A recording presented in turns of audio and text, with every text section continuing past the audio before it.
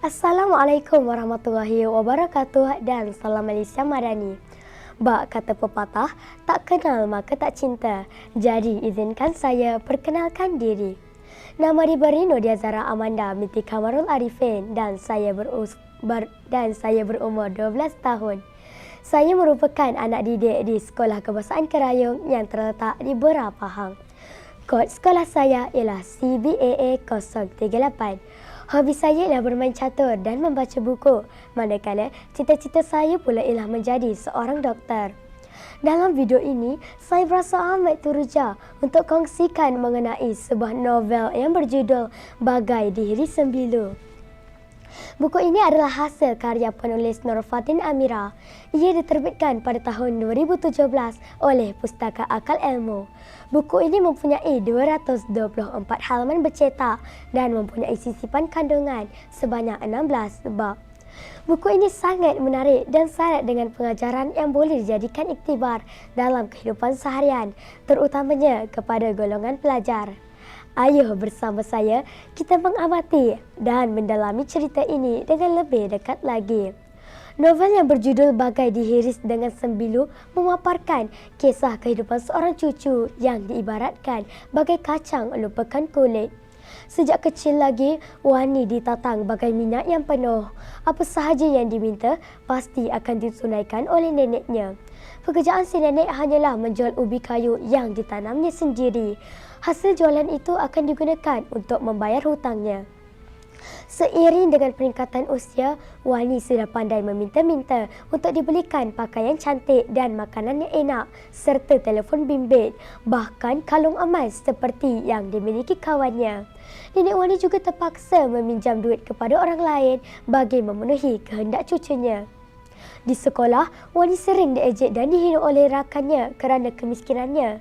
Lantaran itu, menjadikan Wani menyendiri di sekolah dan menyalahkan neneknya kerana kemiskinan yang dihadapinya.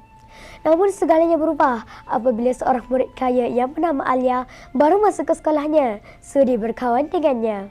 Pertemuan Wani dengan keluarga Alia membongkar sebuah pencarian Encik Yazid untuk menemui Wani, anak kawan baiknya, atas nama sebuah janji sebelum kematiannya. Lantaran itu, Encik Yazid bertemu dengan nenek Wani untuk meminta kebenaran membawa Wani pulang untuk tinggal bersamanya. Namun, nenek Wani sama sekali tidak bersetuju. Wani yang tiba-tiba muncul telah menyatakan hasratnya untuk mengikut Encik Yazid pulang ke kota. Keputusan Wani membuatkan hati si nenek menjadi walang bagai dihiris sembilu. Selama beberapa bulan Wani tinggal di rumah Encik Yazid, tidak sekalipun dia balik ke kampung menjenguk neneknya.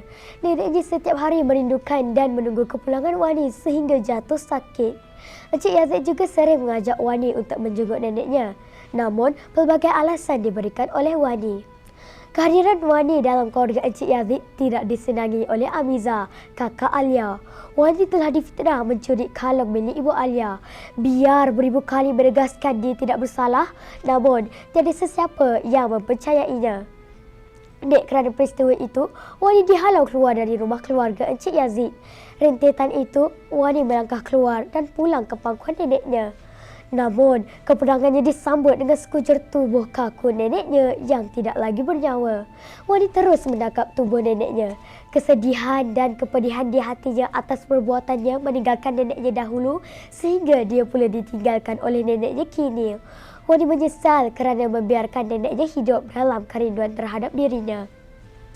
Justru, terdapat banyak pengajaran yang boleh dijadikan iktibar dalam kehidupan seharian di dalam novel yang berjudul Bagai Dihiris dengan Sembilu ini. Ubah cara pemikiran, kemiskinan bukanlah takdir yang tidak boleh diubah dengan usaha, ilmu dan doa. Seseorang boleh keluar dari kesusahan. Jangan jadikan rasa malu sebagai penghalang, tetapi sebagai motivasi untuk berubah. Tabah, cekal dan sabar juga merupakan nilai yang perlu diterapkan dalam karya ini. Pada pendapat saya, gaya penulisan karya ini sangat menarik dan mudah difahami. Penggunaan bahasa yang digunakan telah memudahkan pelajar seperti saya untuk membaca kesudahan karya yang telah dihasilkan ini. Sisipan glosari di akhir buku surat juga memudahkan pelajar seperti saya untuk mengetahui maksud-maksud perkataan yang digunakan dan menambah kosakata sedia ada. Bahasa yang digunakan juga sangat dekat dengan jiwa pelajar. Kesimpulannya, Bangga Diiris dengan Sembilu ini adalah novel yang penuh emosi dan pengajaran. Ia mengingatkan kita agar tidak mudah terpengaruh dengan kemewahan hingga melupakan orang yang menyayangi kita. Sebuah kisah yang menyentuh hati, sesuai dijadikan iktibar, terutama buat golongan pelajar. Sekian, terima kasih.